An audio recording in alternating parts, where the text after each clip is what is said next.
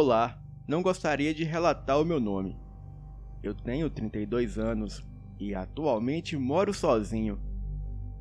Bem, a minha vida mudou quando eu descobri que eu estava condenado.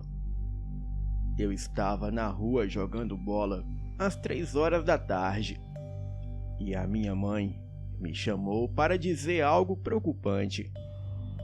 Bem, eu fiquei muito curioso, mas mesmo assim eu fui. E quando cheguei lá, ela me perguntou algumas coisas estranhas. Ela me questionou se eu sentia algo diferente comigo mesmo. Então eu disse a ela que nos últimos dias eu me sentia mais forte e também a minha audição estava mais aguçada. Ela fez alguns testes em mim e assim pude comprovar que tudo que eu estava falando era verdade. Eu, muito preocupado, perguntei a ela o porquê dela estar me fazendo aquelas perguntas. E ela disse que o meu pai mexia com magia negra. Ele era um lobisomem e quando ele morreu, ele passou a maldição para mim. Bem, eu fiquei muito assustado, mas tudo isso aconteceu quando eu tinha 12 anos. E até hoje eu carrego essa maldição. Bem, a minha primeira transformação aconteceu quando eu fiz 13 anos. Era por volta de meia-noite e aquele dia era de lua cheia. Bem, acordei e fiquei com muita sede.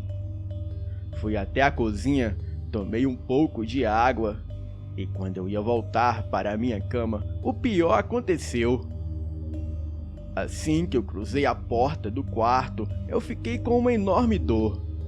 Passei a ter convulsões e então, com muita dor, eu chamei a minha mãe.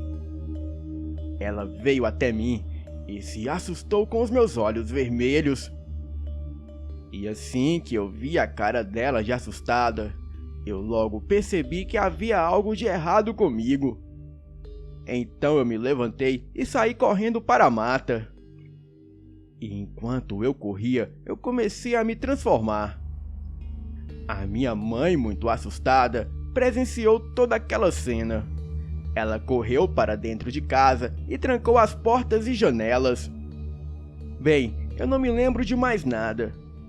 Mas quando acordei, eu estava na mata muito longe de casa. Acordei deitado próximo a um riacho.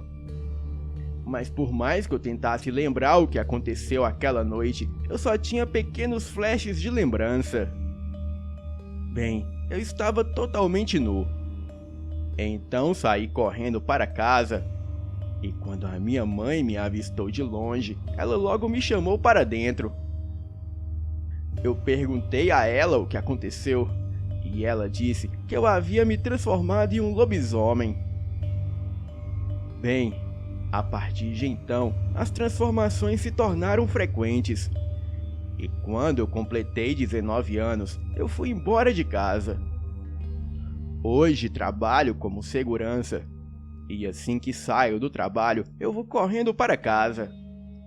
A dor que sinto é horrível, mas tem partes boas em ser um lobisomem. Eu sou mais forte e tenho uma visão muito boa. O meu olfato é aguçado e a minha audição também.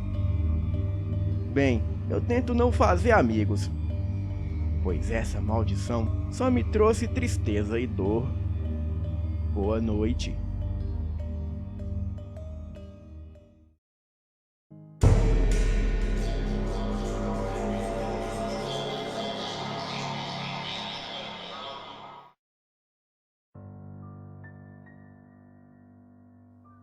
O fato que vou relatar aqui, por mais estranho que seja, foi muito assustador. E por isso eu resolvi enviar este relato para o canal. Bem, muitos não acreditam, mas eu garanto que foi real.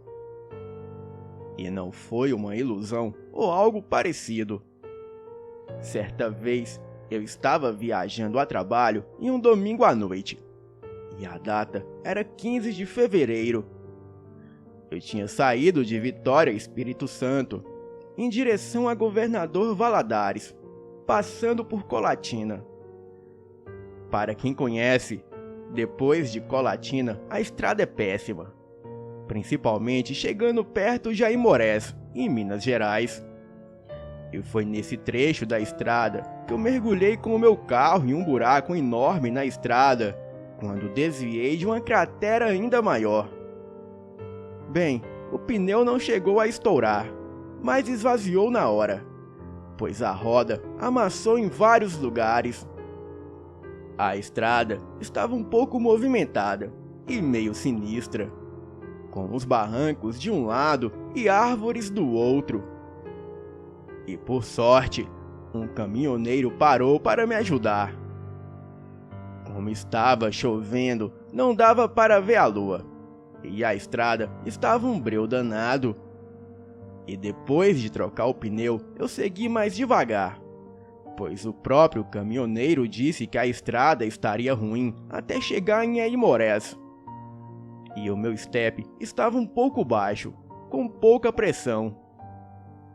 Pois bem, andando a 40 km por hora, em determinado momento, eu quase parei para poder passar por uma vala no meio da estrada.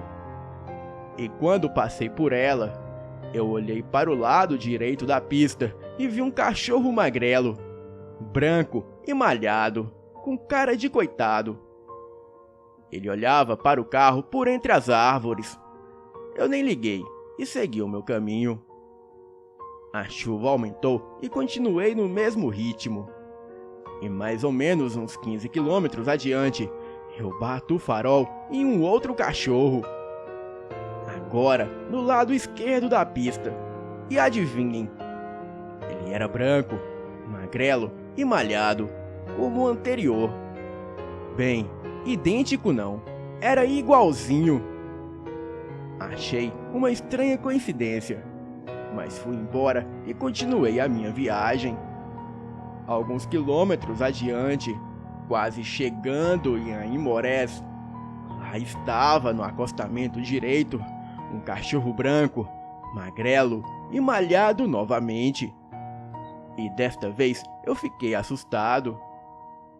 E como reação, eu saí rápido dali.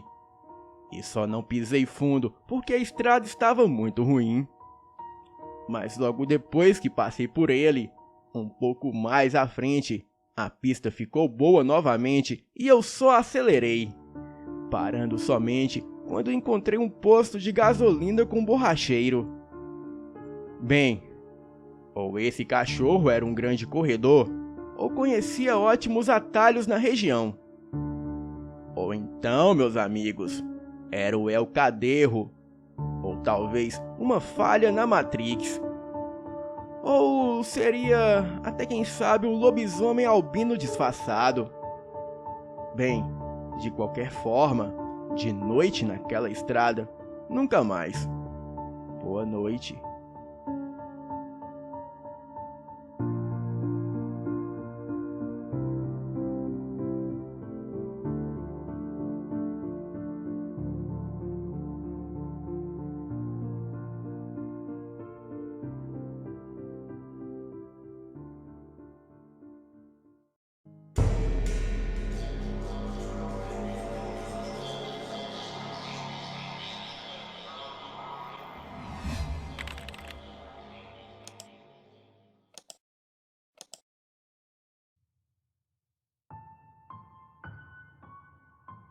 Boa noite, me chamo Adriano, sou morador da cidade de São José dos Campos, capital do Vale do Paraíba. Este relato aconteceu no ano de 2000 e eu tinha por volta de 22 anos.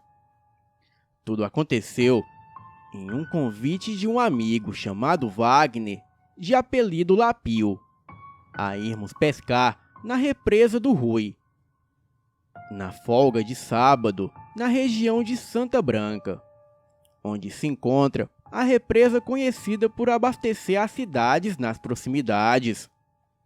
Local de grande procura por pescadores e turistas. por conta das maravilhas que se encontram na região. Local de muitas pousadas, hotéis fazendas e vários pesqueiros. Fomos em um local público e bem conhecido, mesmo se tratando de uma propriedade particular. Na verdade, era uma fazenda do ramo de laticínios. Então, fomos de bicicleta, por se tratar de um local muito próximo da minha cidade, que levava não mais do que 2 horas de boas pedaladas se você tiver preparo. Combinamos de sair bem cedo da minha casa, antes das 5 horas da manhã. E por volta das 7, já nos encontrávamos na estrada de terra que dava acesso a essa propriedade. Passamos por uma pequena casa que se encontrava com as janelas abertas e notamos uma música a ser tocada, quase que sem perceber. Era uma música do campo, uma moda de viola, assim tratada por quem vive no campo. Nos aproximamos e batemos palma. E logo em seguida, sai um senhor muito simples de cor escura na janela. Nós já anunciamos um bom dia, e já pedindo desculpas pelo incômodo. O meu amigo deu início à pergunta. Bom dia, tudo bem com o senhor? Desculpe a gente incomodar logo cedo. Só queria saber se essa estrada segue até a propriedade do Rui. Ele respondeu que sim, que era só pegar todas as saídas à esquerda, e quando a estrada bifurcasse, era para pegar a saída à direita, e depois seguir reto até chegar a uma porteira. E chegando nela, era só passar pelo quebra-costela, uma passagem para pedestres, que impede a passagem do gado. Então, antes de sairmos em direção a esse destino, eu perguntei. Só mais uma pergunta, senhor. No caminho até aqui, notamos que as outras casas que cercam essa estrada têm uma cor vermelha na parte de cima dos batentes. O senhor pode me falar o porquê dessas marcas? Ele olhou em meus olhos e me perguntou. Vocês são de onde? Falamos que não éramos dali, mas que vínhamos da cidade de São José dos Campos. Estávamos indo em busca de alguns peixes e de relaxar. Ele disse que já imaginava que fosse isso, pelas tralhas e pela grande procura de pescadores aventureiros que sempre passam por ali. Ele disse que fôssemos pescar logo, e que não era para a gente se empolgar pela fartura de peixe que ali tinha. Bem, não entendemos muito bem o que ele quis dizer com isso. Agradecemos e seguimos pela estrada de terra. E daí não levou mais do que 20 minutos para chegarmos, já que daquele ponto era apenas descida. Chegamos no local, passamos as nossas bicicletas e seguimos por uma trilha bem estreita por meio do mato. Logo à esquerda, as águas da represa batiam no paredão de terra por onde a trilha cortava, bem próximo da represa. E se uma pessoa desatenta não tomasse cuidado, cairia ali facilmente. E provavelmente teria problemas se não soubesse nadar, pois dava para ver que daquele ponto a represa era bem funda. A trilha ia seguindo descendo em direção a um tipo de campo aberto, onde as águas da represa eram bem rasas. Montamos um quadrado de bambu, amarramos várias garrafas PETs e enfiamos 2 estacas no pé da margem da represa. E ali amarramos com arame o quadrado de bambu que foi necessário fazer, por conta da grande quantidade de água a pé que se encontrava em grande parte da represa. E se não fizéssemos isso, seria praticamente impossível de se pescar ali, pois acreditamos que os anzóis iriam enroscar ali com muita facilidade. O nosso cercado contra água-pé estava pronto e funcionava com perfeição, mantendo toda aquela vegetação em volta dos bambus. Levamos a nossa ceva, farelo de milho, com ração e todo tipo de coisa que servem para atrair os peixes. Então, logo os peixes começaram a se movimentar dentro do cercado. Era só uma questão de tempo para serem fisgados. E assim seguiu o dia. Pescamos muito neste lindo sábado. Desde mandis, carás, tilápias, lambaris e até mesmo alguns tucunaré. Levamos 3 samuras, uma espécie de sacola com uma entrada de alçapão para ali guardarmos os peixes. E por volta de 4 horas da tarde, as 3 samuras já estavam cheias. Notamos que o volume de peixes parecia aumentar em nosso cercado de bambu, e isso nos deixou muito empolgados. E cogitamos a possibilidade de pousar ali. Mais à frente, seguindo à direita, notamos que tinha uma espécie de cabana de madeira flutuante, feita por algum outro pescador, que havia passado ali dias atrás. E como no dia seguinte era domingo, e eu morava sozinho e era solteiro, não vi problemas de ficar por ali até o dia seguinte. Então, estava decidido. Iríamos permanecer ali pescando até onde desse. E assim fizemos. E quando deu 5:30 da tarde, ouvimos um barulho de barco a motor bem de longe, que vinha em nossa direção. Eram 3 homens e um barco de metal. E notamos que todos eles estavam segurando espingardas. Achamos estranho o porquê de 3 homens estarem armados dentro de um barco, e com semblantes de preocupação quando viram que nós estávamos ali. Eles pararam o barco longe da margem e perguntaram com um tom de voz alta: "Vocês vão ficar aí até quando?" Dissemos que pretendíamos ficar ali até amanhã de domingo. Eles logo retrucaram que não poderíamos ficar ali depois das 18 horas. Disseram que aquele local era de propriedade particular e que o dono não permitia que ninguém pousasse ali, por conta de problemas criados por baderneiros que ali já passaram. E eles até permitiam que as pessoas pescassem ali, mas que fossem embora no final da tarde. Então, contrariado com a ordem, seguimos arrumando as coisas para irmos embora dali. E foi quando eles ligaram o barco e seguiram viagem pela represa. Neste momento, Lapio teve a iniciativa de começar a montar tudo de novo, o que já estávamos guardando. Eu perguntei o que ele estava fazendo, se tinha esquecido algo, ou se estava guardando algo errado.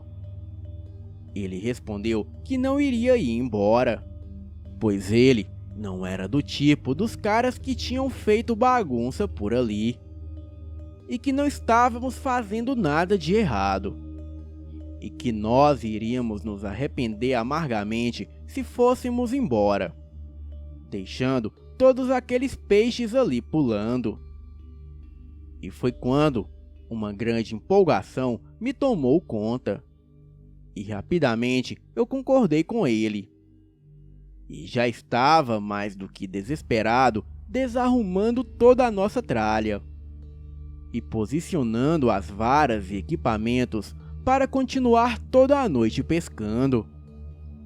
Então, continuamos ali pescando, até que por volta de 7 horas da noite, vimos ao longe outro barco vindo bem devagar em nossa direção.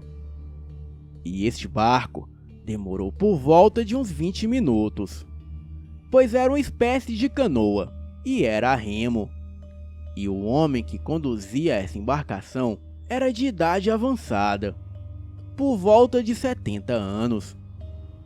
Ele vinha seguindo quase que no meio da represa.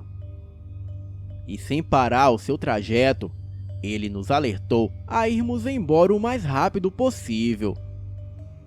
E nós prontamente dissemos que não precisava se preocupar, pois não iríamos fazer nenhum tipo de bagunça ou coisa parecida naquele local, e que nós só estávamos interessados na pesca. Então ele logo disse: "Eu acredito em vocês, mas não é isso que me preocupa, e sim com a nossa segurança." Ele disse que não poderia encostar sua pequena canoa para nos abrigarmos, pois assim ele passaria a correr risco também, por conta da lentidão para se locomover, e que todos poderiam ficar em perigo, pois as águas ali são bem profundas, e ele não conseguiria mais nadar por sua idade e os seus problemas de saúde. Então eu logo indaguei: "Nossa, o proprietário é tão sistemático assim?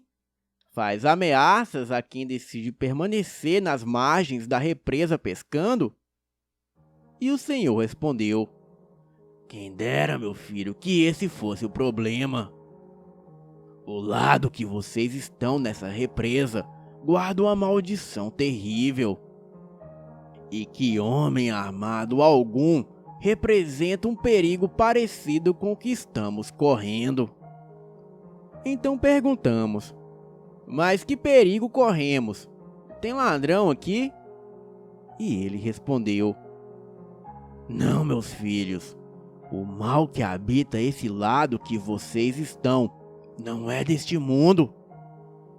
E eu só posso pedir a Deus e a São Gabriel que nos guarde, pois nossas vidas estão na mão deles agora. Olha, eu sinto muito. Se eu imaginasse que tivesse alguém aqui numa hora tão avançada, eu teria vindo mais cedo. E assim, levaria vocês até o outro lado da represa. E olha, vou falar a verdade com vocês. Muitas pessoas que se aventuraram a pousar aí onde vocês estão, nem rastro deixaram no dia seguinte. Deixaram apenas algumas tralhas de pesca, que nem suspeita as autoridades levantaram, pois a polícia diz que são objeto de outros pescadores que ficaram aí. E muitas das pessoas que somem aqui são de idade avançada, e muitos nem família têm. Por isso, ninguém dá falta de quem some. Olha, somente as pessoas ali que circulam a propriedade do Rui que fazem questão de acionar a polícia, mas sem necessidade de fato. E assim segue a rotina deste lugar. Então, o proprietário deu uma ordem para ninguém permanecer aqui pescando depois das 18 horas. E como vocês não são da região, não conhecem os costumes, desconhecem por completo os perigos que os rondam. Após ouvir isso, a desconfiança e a curiosidade nos rodeavam. Era uma mistura de sentimentos e um certo medo pelo desconhecido. Então eu logo perguntei: "Mas senhor, que perigo é esse que se encontra neste lado? Seria algum animal, onça, ou algum tipo de felino ou lobo?" "Não, meus filhos, é muito pior. Vocês acreditam no sobrenatural?"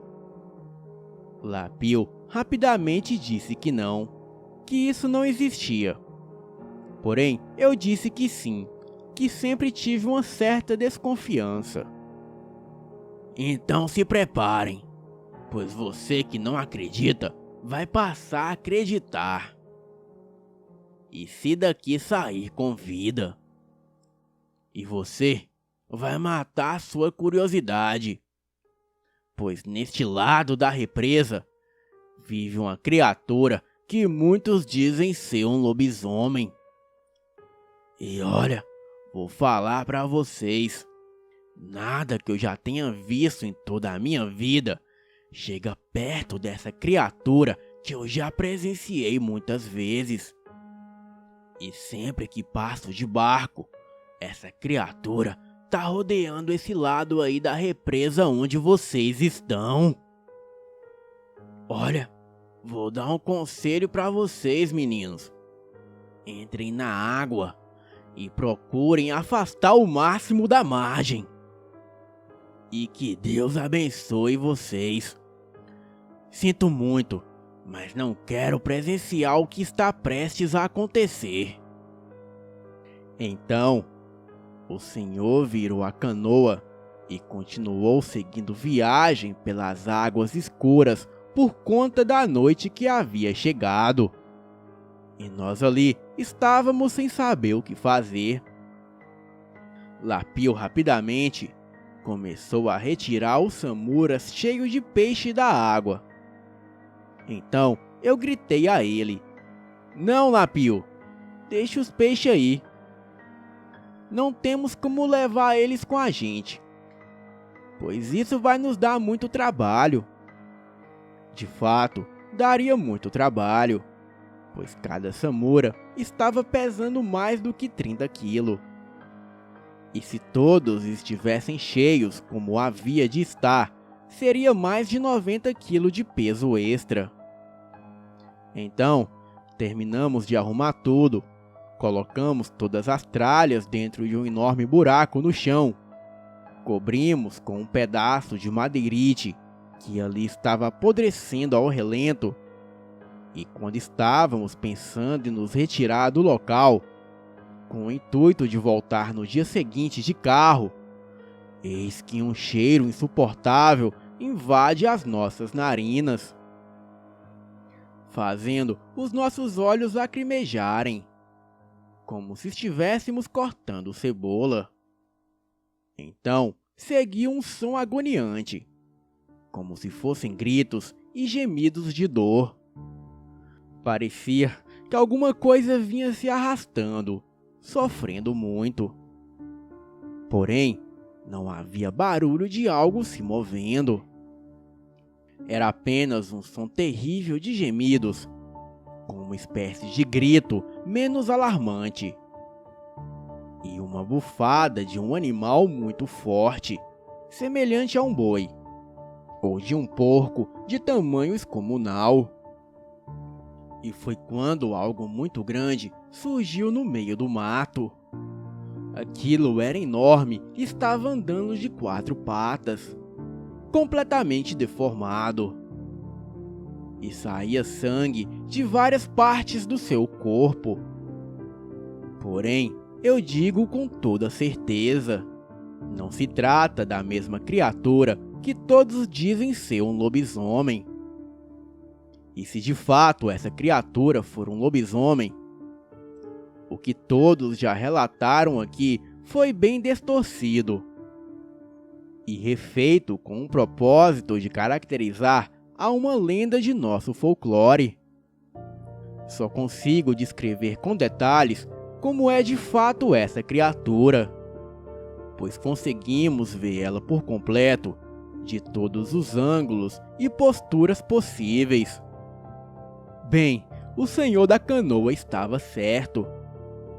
A água nos manteve a salvo dessa besta demoníaca, nos possibilitando a ver de perto o que realmente ela é. Aquela coisa mede facilmente mais de 2,40 metros de altura. Porém, não tem pelagem em todo o corpo. Na verdade, os seus pelos mais parecem de um animal com algum tipo de sarna. dando para ver a pele por baixo dos pelos falhos e molhados. Sim, molhados, pois a criatura soltava uma espécie de suor. Que nada neste mundo venha a ter um cheiro tão insuportável como este. As suas mãos dianteiras eram semelhantes a mãos humanas, mas completamente desfiguradas. Ficam sangrando como se a pele estivesse com uma infecção ou coisa parecida. As suas pernas são a coisa mais bizarra que eu já vi. Os calcanhares são tão alongados que sim, te fazem pensar que são joelhos, mas na verdade não são. São apenas os calcanhares muito alongados, onde só os dedos tocam o chão. E o seu pé é esticado colocando o calcanhar como se fosse um joelho, envergado para trás, onde as coxas humanas se inclinam para frente, alinhando o joelho humano com o tornozelo que virou um joelho invertido. Não existe nada igual nesta vida. A besta tem muita dificuldade de andar em duas patas, precisando apoiar os seus braços no chão para não cair. E o bicho é de aproximadamente uns 180 quilos. E a sua cabeça não é de cachorro. E não tem pelagem alguma em sua face. Tem um focinho semelhante a de um porco, porém sem orelhas. E do topo da sua cabeça saem duas pontas. E as suas orelhas ficam na parte de trás da cabeça, quase que na nuca, onde só se conseguem ver duas fendas, como se o crânio fosse rachado na parte de trás. A deformidade da cabeça é impressionante, e rapidamente se percebe que de fato aquilo é uma criatura das trevas. Os seus dentes são como dentes de cavalo, e não se parecem nada como de felinos ou de lobo. É como se tivesse mais dentes do que aquela enorme boca pudesse suportar. A sua língua fica dependurada para fora, de onde sai uma quantidade absurda de baba. Acredito que a criatura não consiga fechar a boca, por conta dos dentes serem da forma que são, e também pela quantidade. E a impressão é que essa criatura possua mais de 100 dentes na boca. Não tem como algo ser daquela forma, senão por falta de espaço. Mas quando aquilo abre a sua boca para respirar, é completamente diferente de qualquer outro predador. Pois o esforço que a besta faz para abrir a sua enorme boca, se consegue ouvir os ossos se partindo, para que ela consiga abrir ainda mais a boca e puxar o ar para dentro. O som desse ser respirando me tira o sono até hoje, 20 anos depois do ocorrido. Essa coisa não faz nenhum barulho, a não ser os gritos e gemidos. E este som terrível quando respira. E não se pode ouvir o seu caminhar, a não ser quando aquilo salta. O seu calcanhar e joelho estando na posição que se encontram, faz com que essa criatura possa dar saltos que não passem nem de longe na imaginação humana. E se não fosse a represa em nossa frente, seria impossível sair dali com vida. Realmente, essa criatura tem um pavor terrível da água, ficando somente nas margens. A besta derrubou árvores e atirou contra a gente dentro da água. Lançou pedras enormes como se fossem bolas de futebol contra eu e contra o meu amigo. E por sorte, aquilo atirava as pedras com tanta força que passava por cima da gente. Mas em todo momento, demonstrava uma enorme dor física, de muitas dificuldades de se suportar. Os seus olhos eram duas bolas amarelas por inteira, e não tinha pupila ou algo do tipo. Apenas duas bolas brilhantes amareladas. A nossa maior dificuldade, acredito que fosse ficar ali dentro da água, nos batendo o tempo todo para nos manter boiando na superfície da água. Isso tudo tendo que suportar o cheiro mais terrível que um ser humano possa vir a sentir. Teve momentos que achei que não iria aguentar. E o que nos ajudou foi as árvores ali no meio da represa submersa há muito tempo, mas que ainda tinha um tronco enraizado no fundo da água, onde no meio da escuridão fomos agraciados a bater com o pé, tendo ali uma espécie de plataforma. Nada confortável, mas quando nos cansávamos de bater os braços e pernas, ali conseguíamos esticar um pouco o corpo, evitando possíveis cãibras. Tivemos sorte de ser uma época de muito calor, pois assim suportamos o frio da água a madrugada adentro. A besta se manteve ali gritando e gemendo até às 5 horas da manhã. Ora fungando, respirando e gemendo. E em alguns momentos achamos que aquilo chorava. Em outro momento, era como se aquilo quisesse dizer alguma coisa. Porém, o som seguia ininterrupto por todas as horas que se passaram. Por fim, logo veio o raiar do dia. Exaustos, eu e o Lapio já não conseguimos nos mover. Não sei se de tanto medo ou tensão por conta do grande esforço que fizemos. O nosso corpo estava cheio de cãibra. Porém, conseguimos chegar do outro lado da represa. O lado que a besta não conseguia alcançar. Eu e o meu amigo Lapio praticamente desmaiamos ali mesmo, sendo socorridos por um grupo de retireiros que estavam ali para o curral das vacas. Logo depois, chegaram os 3 homens que passaram primeiro no barco a motor, armados com espingardas, aparentemente surpresos por nos verem ali, e levemente satisfeitos por estarmos seguros. Falamos do senhor da canoa que nos deu a dica de entrar e tentar chegar do outro lado da represa. Percebemos que nem era tão longe assim o outro lado da margem.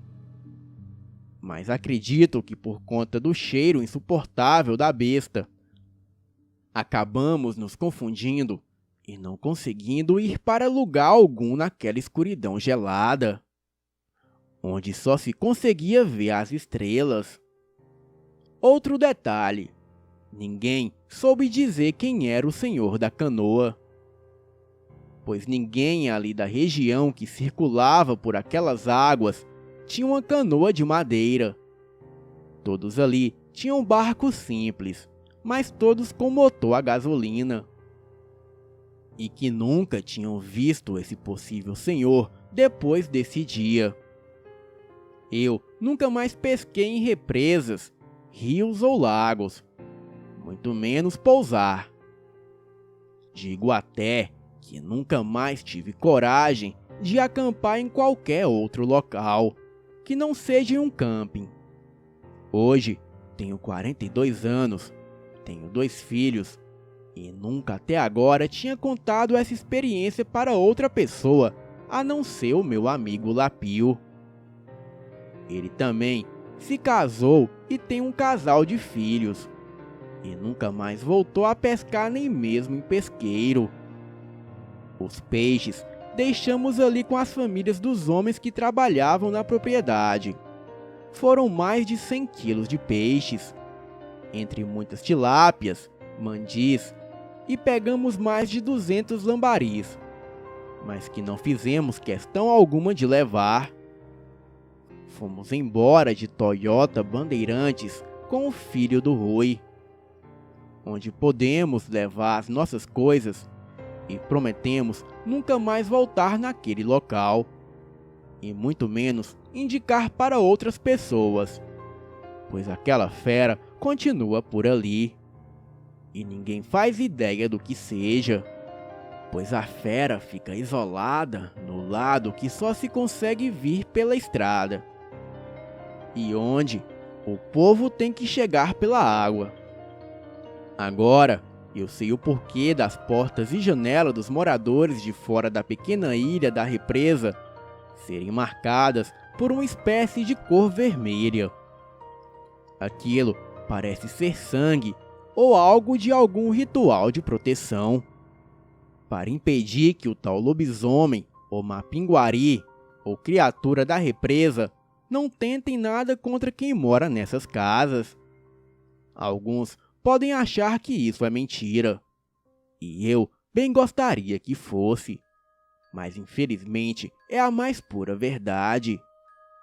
E se pesquisarem, vão ver mais relatos de outros locais de Santa Branca, que fui descobrir depois que é conhecida como Morada do Lobisomem. Este é o meu relato. Boa noite.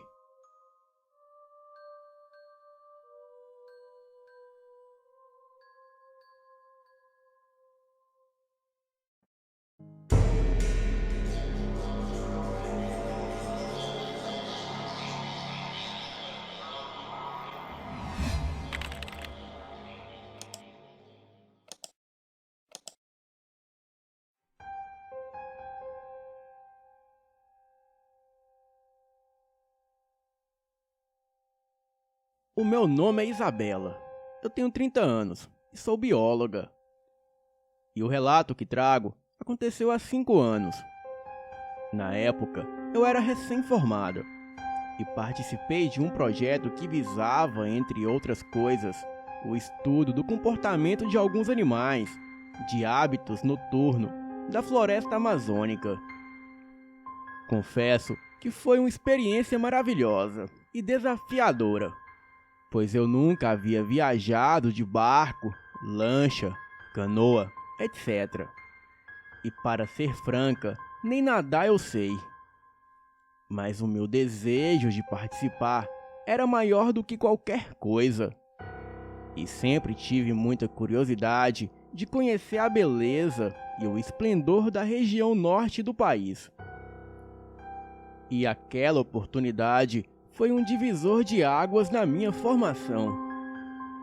Bem, éramos 7 pesquisadores, 2 biólogos, um com mais experiência, no caso, o Everton, e a outra com muita motivação, neste caso sou eu, e 5 discentes, Alessandro, o Silas, Júlio, Patrick e Cristiane, sendo que contávamos ainda com o apoio de 2 experientes guias amazonenses, de nome Ricardo e Riquelme.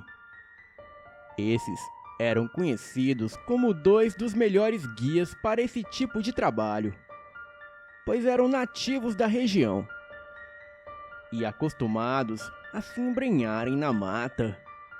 Conheciam vários lugares, sabiam utilizar os recursos da floresta e tinham amizades com algumas aldeias indígenas, além do costume de prestar serviço para universidades, faculdades, turistas, etc. Contudo, o que mais me chamava a atenção neles era a juventude e o fato de serem irmãos gêmeos idênticos.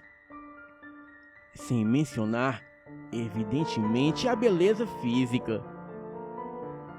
A ideia preconcebida de guias amazonenses eram de homens pertencentes à etnia indígena, ou até que vivessem em aldeias ou vilarejos próximos. No entanto, eles moravam num povoado afastado com a avó paterna. Herdaram a profissão do pai, já falecido, que costumava levá-los consigo em suas expedições como guia. E isso desde quando eles tinham 9 anos.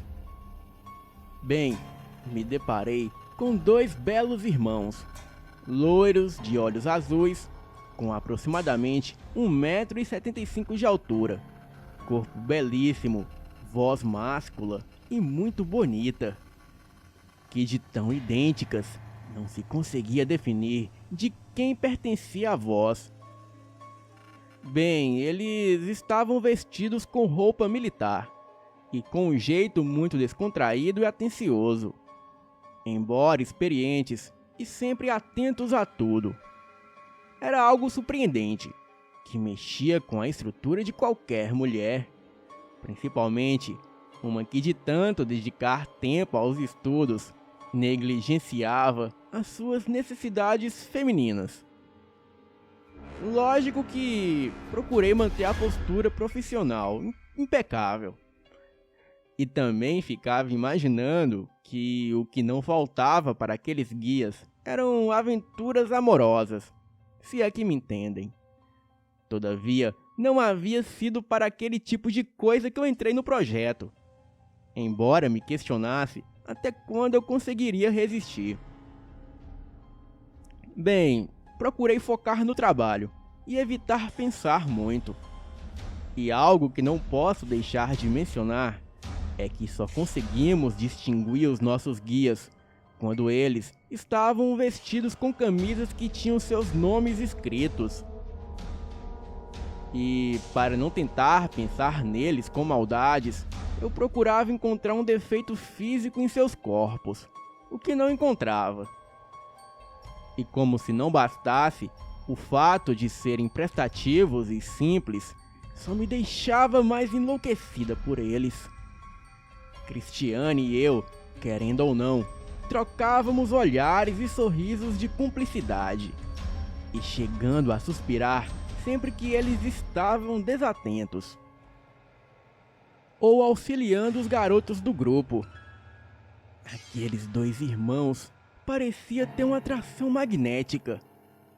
O pior, que parecia não ter noção da própria beleza. Eu vigiava o meu olhar o tempo todo, para não cair na tentação de me deliciar olhando para os corpos deles e ser surpreendida por eles ou pelos nossos colegas de estudo. Sem mencionar que trilhas pela floresta proporcionava contatos físicos. Uma vez que nós deparamos com vários cenários e situações. Bem, eu chegava a me arrepiar só em ser tocada por um deles. Que fosse para passarmos por algum lugar perigoso. Ou talvez ocorresse um simples esbarrão. Confesso que invejava os homens da equipe que interagiam com eles, indiferentes à atração que exerciam no público feminino. O pior era que o jeito simples, solícito e bem-humorado deles só pioravam os instintos naturais femininos.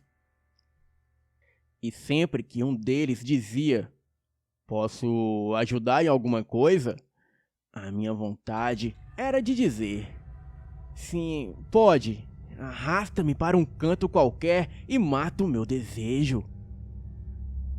Neste momento, eu suplicava a Deus que me desse decência e segurasse o meu facho. Até mesmo porque eu precisava defender a minha reputação e quebrar o conceito de mulher ser fácil e propícia a cair no desfrute, caso trabalhasse com homens em lugares isolados. Bem, mesmo com essa situação desvantajosa, eu conseguia focar e fazer tudo o que precisávamos para garantir uma boa pesquisa.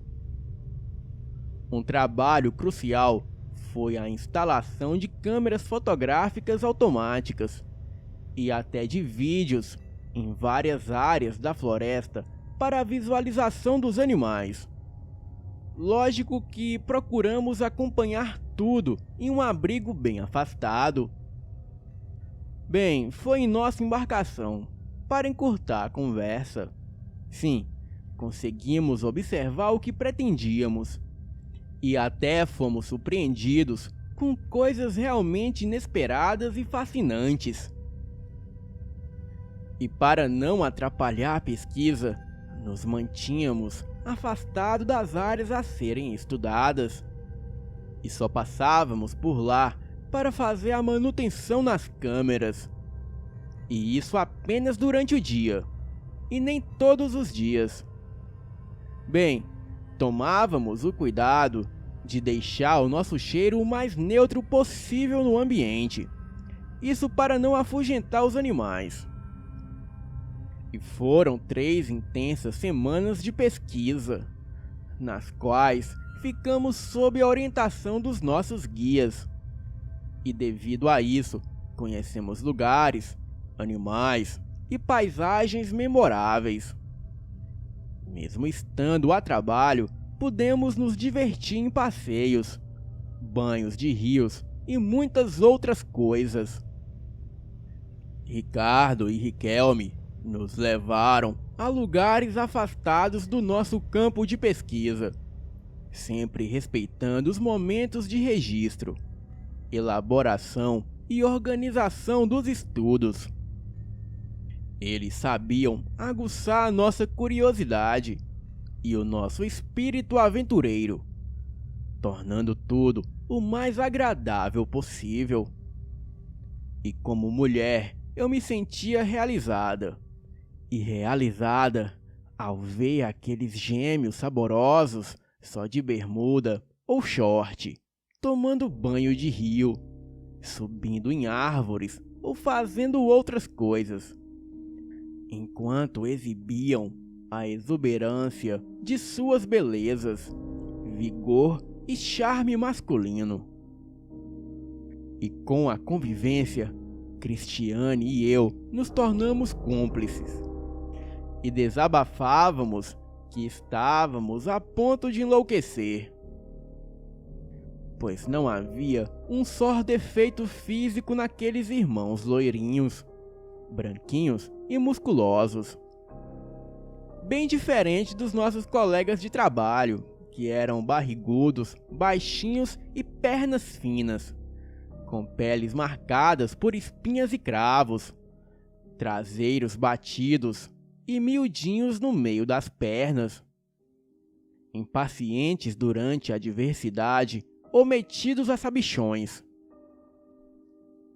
Já os nossos guias eram esbeltos, porém com um corpo bem definido por músculos, rosto belíssimos e quase sem pelos, com um sorriso lindo e natural, jeito viril e meio selvagem, braço e peitoral bem definido, abdômen retinho e com gominhos de músculos tentadores, bundundinhos com um baita volume dianteiro entre as pernas, coxas e pernas grossas, peludinhas e definidas. Eram meio cambotas, o que conferia a eles um charme másculo no andar. Sem mencionar que não eram de dar chiliques e resolviam qualquer adversidade com bom humor. Sabiam se virar, improvisar, pescar, cozinhar e construíam fornos com pedras e gravetos para assar os peixes.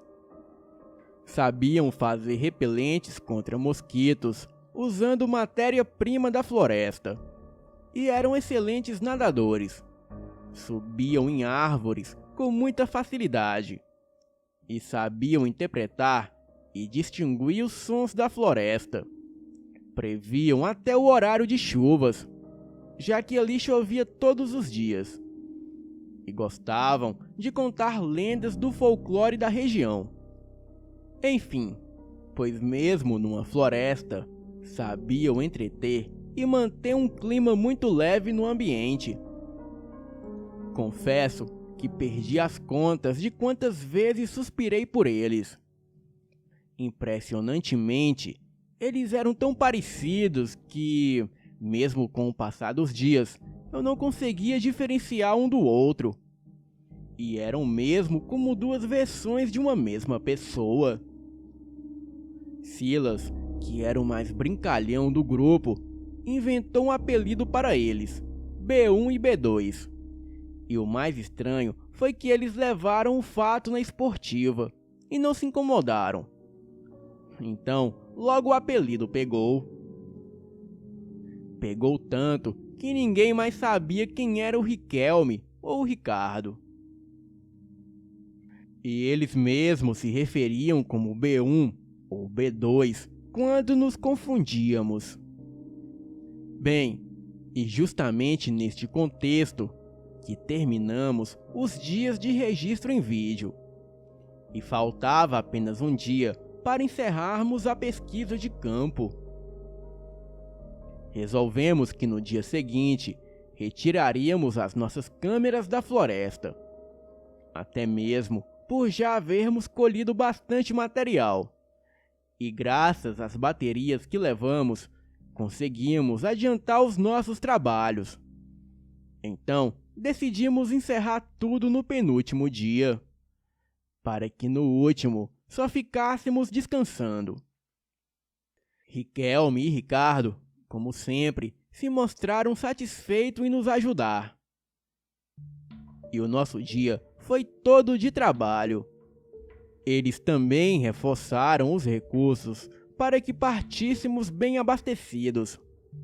E no final da tarde, tivemos a nossa última refeição na margem do rio. E como não tínhamos mais nada a fazer, os meninos ficaram jogando, conversando e ouvindo histórias e relatos dos nossos guias. Tudo isso num clima de despedida e regado à bebida. A Cristiane, como sempre, fazendo brincadeiras e meio que se insinuando, jogando charminho. Aleguei estar exausta e queria me recolher. Por isso, tratei de me despedir de todos e ir para a minha rede. Acordei durante a noite, morrendo de sede. Tudo parecia bem tranquilo. Os homens já dormiam recolhidos em suas redes no cantinho masculino. Estranhei a ausência da Cristiane na rede, que ficava próxima à minha. Mas imaginei que talvez ela estivesse no banheiro da embarcação, ou mesmo aproveitando a vista da noite. Matei a minha sede e decidi fazer companhia para a Cristiane, caso ela estivesse contemplando a noite ou o luar. E foi quando me atentei aos sons parecidos com gemidos. Aquilo foi intrigante. Uma vez que os homens estavam dormindo embriagados pelos jogos e brincadeiras que envolviam apostas com bebida. E pelo jeito, a embarcação poderia até pegar fogo que nenhum deles acordaria. E foi quando, observando a mata, me deparei com um fraga alucinante. A Cristiane estava na margem, em meio ao mato, transando loucamente com um dos nossos guias. Aquilo foi um choque para mim. E foi quando percebi que tanto ela quanto eles emitiam sons de gemidos, sendo os deles abafados pelos delas. A visão era algo hipnótico. Eu não conseguia parar de olhar para aquele homem lindo que a pegava de jeito. Naquele momento, me subiu um desejo tão louco que eu só conseguia acompanhar os gemidos dele, gemendo baixinho enquanto me acariciava. As minhas pernas fraquejaram e eu pensei que morreria sufocada, tamanha a dificuldade em respirar. Eu sabia que aquilo era errado, mas não conseguia parar de contemplar o corpo despido do guia. Não sabia se era o B1 ou o B2. O que eu sabia era que eu estava completamente arrebatada por aquela visão. E nunca senti tanta inveja na vida de uma mulher como eu sentia da Cristiane. Eu me deliciava acariciando os meus seios por baixo da blusa e com a mão esquerda enfiada no cós da minha calça, acariciando o centro da minha feminilidade. E foi quando me atentei que poderia ser surpreendida por um dos homens. E resolvi observar se não corria risco de ser vista por eles. Afinal, eu tinha uma reputação a zelar. E foi quando me deparei com outro gêmeo me observando em silêncio. Naquele momento, eu tomei um baita susto.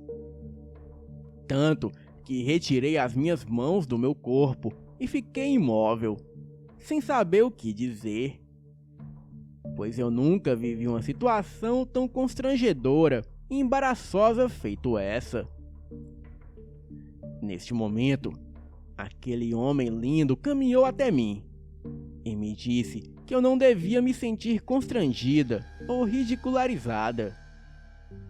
Comentou que eu era muito linda e que era até um pecado uma mulher passar tanta vontade diante de tantos almofadinhas desatentos e preocupados com estudo e bebida. Nisso, ele pegou a minha mão que eu havia enfiado dentro da minha calcinha e cheirou desesperadamente, começando a beijar a minha mão, encaminhando seus beijos para o meu braço, até que alcançou os meus lábios, e aquilo foi o suficiente para eu gemer, tomada de desejos indevidos, porém impossíveis de serem contidos. E eu me entreguei aos seus beijos, e os seus toques e o seu amor. As suas mãos atrevidas sabiam acariciar uma mulher. E quando eu senti o seu corpo de encontro ao meu, me estremeci de puro desejo e loucura. Então, começamos a transar loucamente. Ele comentou que o irmão era muito imprudente em ficar com a Cristiane na margem, onde os gemidos de ambos poderiam alcançar a embarcação. E devido ao luar, eles poderiam ser visualizados em meio à mata. Diante disso, ele me falou de um bananal mais afastado, onde poderíamos ter mais privacidade. Bem, eu não me fiz de rogada e concordei com desespero. Íamos para o segundo round, e chegando ao local, eu fui logo tentando arrancar a camisa dele. Ao que ele sorriu. Nisso, eu perguntei qual dos dois gêmeos ele era. Ao que, sorrindo, ele perguntou se era realmente importante eu saber daquilo. Enlouquecida, eu disse que não. E já fui pegando no salame delicioso, bem marcado, no meio das pernas dele. E nisso, nos entregamos ao desejo e loucura, e transamos loucamente em várias posições, e em todos os buracos possíveis. Eu gemia alucinada, enquanto ele empurrava com vontade, e me revirava do avesso. Nunca imaginei viver algo tão louco e intenso. Bem, eu não tinha o costume de gemer, mas eu estava tão alucinada que delirava de prazer sentindo aquela tora de carne comprida e de enorme calibre me invadindo loucamente em todos os orifícios possíveis. O meu corpo adormeceu de prazer de tal maneira que eu já nem sabia mais se ele cutucava na frente ou atrás. Ficamos naquela loucura deliciosa por um tempo indeterminado. E foi quando o urro terrível e assustador sobrepôs o barulho da mata, de modo que até os pássaros se assustaram e saíram revoando pela mata. E naquele momento eu me assustei. E para piorar, os urros se aproximaram justamente com os passos pesados. Apavorada, eu perguntei a ele o que era aquilo. E diante disso, ele comentou preocupado que só poderia ser uma pinguari. E já foi recolhendo as minhas roupas e me pedindo para eu não fazer barulho e tratar de me vestir. Tentei protestar, alegando que estava toda melada do prazer dele, tanto na frente quanto atrás. E nisso, ele comentou que era um caso de vida ou morte, e que eu deveria me preocupar com isso depois de estar segura. Perguntei se ele também não iria se vestir, ao que ele respondeu que era um homem, e que a sua nudez não era motivo de escândalo ou destruição. E ele se mostrava atento à movimentação lá fora. E foi quando um fedor de carniça se espalhou pelo ambiente, justamente com gritos vindo da embarcação. Pelo jeito, o que quer que fosse, acordou o pessoal da embarcação. E foi quando o belo guia amazonense me pediu que eu confiasse nele. Insistiu que eu ficasse ali e não saísse por nada, até que ele improvisasse uma arma na mata para enfrentar a criatura. Depois disso, ele saiu do bananal já correndo para a mata, e eu tremia de medo, mas procurei confiar nele. Com algum tempo que ele entrou no meio dos enormes arbustos, eis que de lá saiu uma fera assustadora, uma mistura de gorila e cão, com cheiro de enxofre e carniça que impregnou o ar. O bicho passou tão rápido que eu pensei estar tendo alucinação de pavor. E contudo, ele correu para a área que ficava próximo da embarcação. E foi quando percebi que os meus colegas gritavam coisa do tipo: "O que é isso, meu Deus? De onde surgiram esses demônios?" Eu não me contive e decidi me aproximar com cautela. Saí do meio do bananal e fui atalhando pelo outro lado do caminho.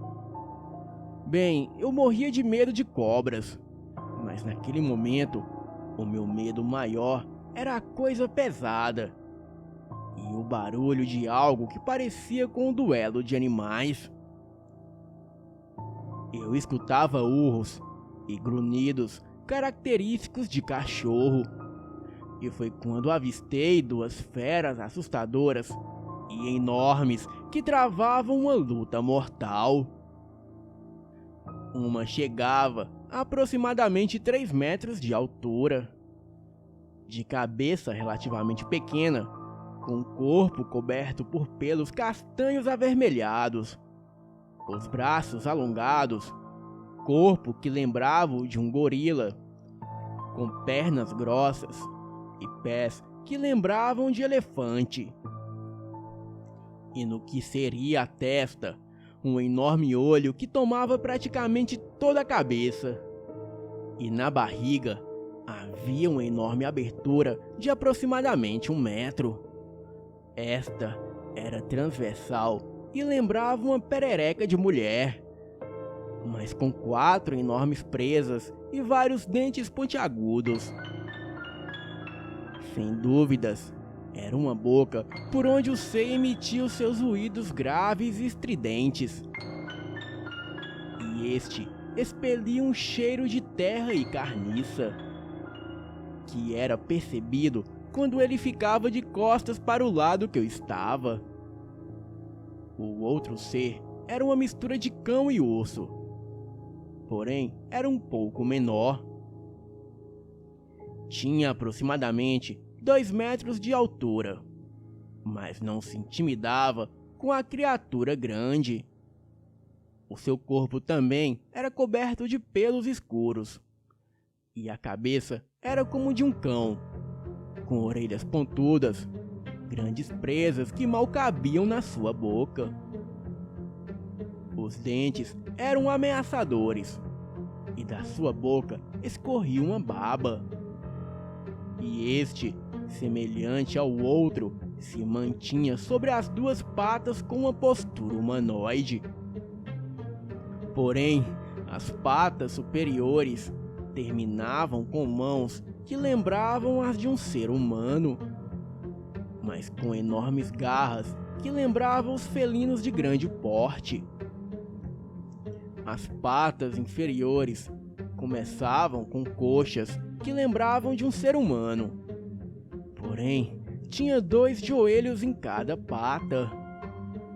O primeiro era como o padrão humano, mas o segundo, que ficava mais abaixo, era invertido. Os pés eram enormes e terríveis e grotescos. Os olhos vermelhos se fixavam na outra fera. E esta segunda criatura expelia um cheiro de enxofre e carniça.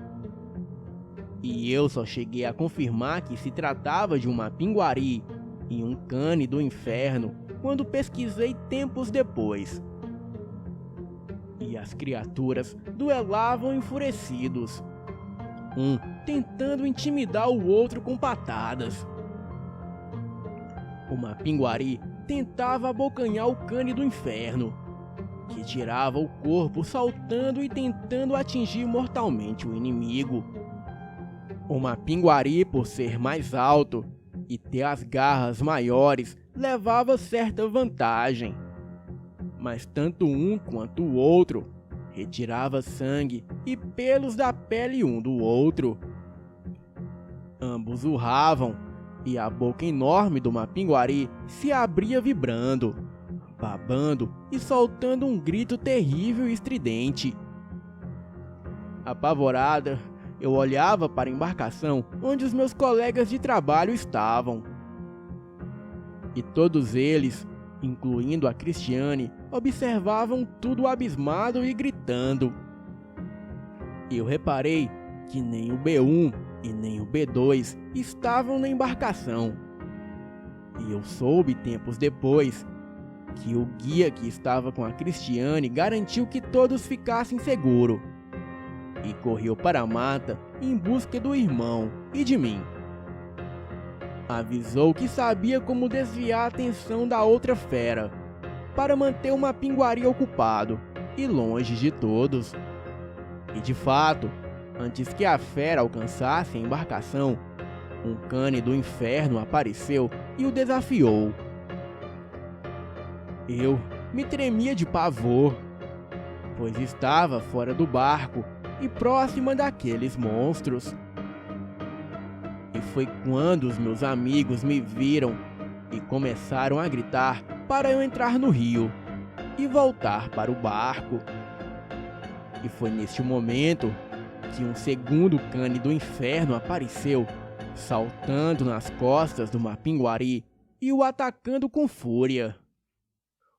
O monstro soltou um terrível urro de dor e levou as duas patas para arranhar a criatura. Mas o bicho saltou antes de ser atingido. Era uma cena impressionante. E vendo que tinha o apoio de um parceiro, o primeiro cane começou a crescer na luta. E logo, os dois canes ficaram lado a lado. E seus olhos vermelhos começaram a emitir um brilho fosforescente. E aquilo pareceu desnortear uma pinguari, que começou a urrar, dando patadas no vento. E só quando tive oportunidade de estudar o comportamento de canes do inferno, que eu soube que naquele momento o Mapinguari estava sob o efeito dos olhos hipnóticos desse tipo de lupino. Bem, Foi quando os dois canes, vendo que o Mapinguari já demonstrava cansaço, saltaram sobre o ombro dele, um pela esquerda e o outro pela direita. E contudo, o objetivo era acertar o enorme olho do Mapinguari. O ataque dos lupinos foi certeiro e inesperado para o oponente, que teve o olho vazado. E então soltou um terrível urro de dor. O animal se debatia e chegou a rolar no chão. Enquanto isso, os canes o observavam. E com certo tempo, o Mapinguari se levantou enfurecido e, mesmo cego, tentava localizar e atacar os seus inimigos. E foi quando os canes se puseram atrás dele e, saltando sobre ele, atacaram seus ombros de uma maneira feroz e brutal. Eles usavam a boca e as patas no ataque e rosnavam enfurecidos. E foi quando presenciamos algo realmente grotesco. Os canes conseguiram arrancar os braços do Mapinguari, que, gritando de dor, se debatia enquanto o sangue jorrava. E aquilo foi realmente assustador. E foi quando eu deduzi que eu seria a próxima vítima das duas feras vitoriosas.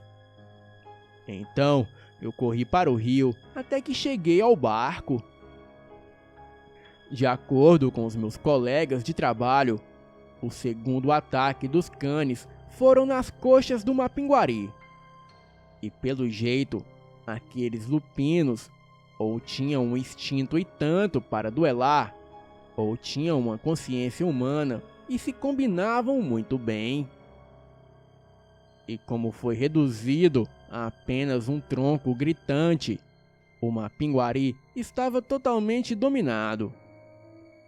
E numa atitude grotesca, os canes enfiaram na boca do Mapinguari tanto os braços dele quanto as suas pernas. A criatura, não sei se por um instinto de fúria, devorou as próprias patas superiores e depois as patas inferiores oferecidas pelos lupinos grotescos e sanguinários. Não é à toa que dizem que canes do inferno são o pior tipo de lobisomens e os mais cruéis. E quando o Mapinguari devorou seus próprios pedaços, os canes enfurecidos levaram as garras na imensa boca do bicho e forçavam grunhidos alucinadamente, até que rasgaram a boca do animal. O Mapinguari gritava de dor, até que estalos de ossos foram ouvidos. E diante disso, o terrível monstro morreu, tendo seus restos mortais arrastados para a mata pelos dois canes, que chegaram até a devorar alguns pedaços da criatura. E diante daquilo, a única certeza que tínhamos era de sair daquele local o quanto antes. Mas a nossa única preocupação era com os guias, até mesmo porque eles entendiam do manejo da embarcação. B1 e B2 regressaram algum tempo depois, e ambos pareciam exaustos. Segundo eles, tiveram que fazer um rastro de sangue de animais que encontraram pela floresta para atrair o segundo cane até o duelo, e depois afastar os canes para o mais longe possível da embarcação. E só quando já estávamos navegando pelo rio foi que os meninos se tocaram que poderiam ter gravado aquele terrível duelo. Contudo, o pavor foi tanto que ninguém havia se atentado a isso. E com o mês que havíamos vivido aquela experiência, apresentamos o nosso trabalho, mas evitamos mencionar qualquer coisa relacionada com a luta entre o Mapinguari e os canes do inferno. Até mesmo para não corrermos o risco de sermos apontados como loucos ou alguém dizer que tivemos uma alucinação coletiva. Entretanto, eu particularmente tive uma surpresa. Descobri que fiquei grávida de um dos guias, mas não tive coragem de revelar nada ou procurá-los, até mesmo por uma questão de caráter. Para mim, seria muito vergonhoso perguntar qual deles me engravidou. Bem, atualmente eu vivo para minha filha e para as minhas pesquisas. Conheci o Elite Oculta, e qual foi a minha satisfação ao ver que é o único canal que aborda a subdivisão lupina de lobisomens de sina, lobisomens albinos e canes do inferno, e também o quanto expõe relatos de mapinguari ou pé de garrafa. Agradeço sinceramente ao Fael pelo seu trabalho maravilhoso. Me tornei a maior fã do canal e o tenho como o melhor canal de relatos. Muito obrigado pela oportunidade. Boa noite.